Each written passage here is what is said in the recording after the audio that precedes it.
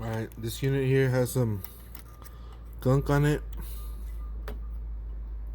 so I'm using my knife to remove it, especially under the blade.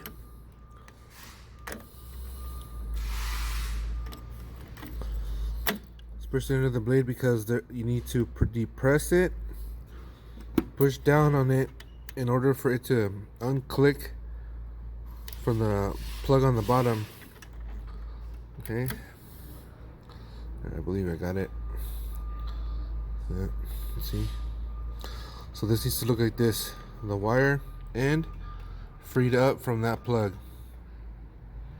Okay, so see, here is well, you need to free up the top of the plug there so that this can flip like that and unclip.